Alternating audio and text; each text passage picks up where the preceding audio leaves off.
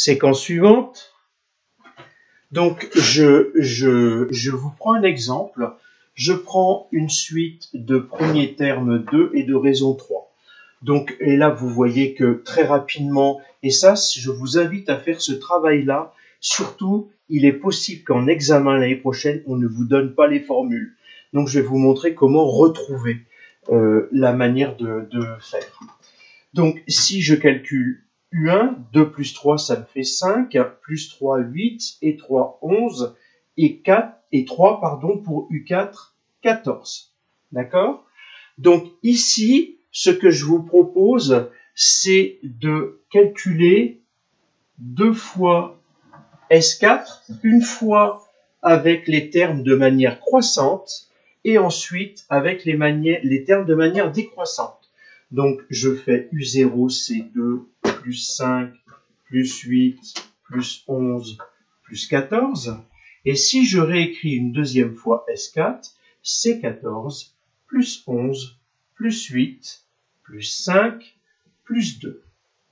Et maintenant, si j'additionne les deux S4, voilà quelque chose de génial qui va apparaître et qui va permettre d'additionner très rapidement les choses.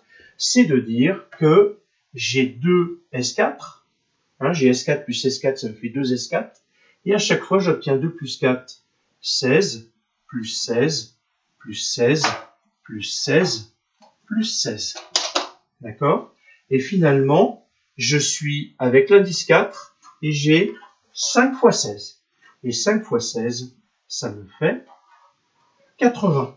Donc, j'ai 2 S4 qui valent 80. Ça signifie donc que, une fois S4, si je divise par 2 là et si je divise par 2 là, la somme des termes jusqu'au rang 4 vaut 40.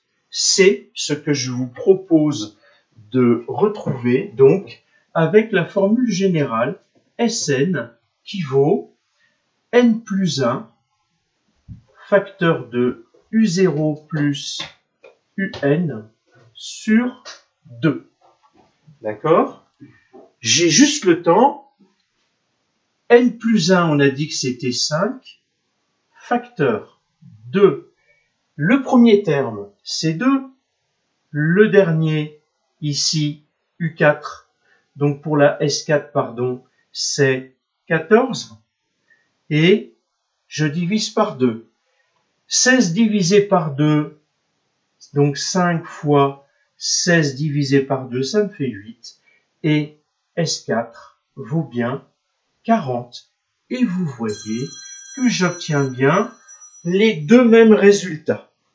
Alors, voilà la formule qu'on peut vous donner ou que vous pouvez être amené à retravailler. Et je suis en train de m'apercevoir que ça a du mal à passer.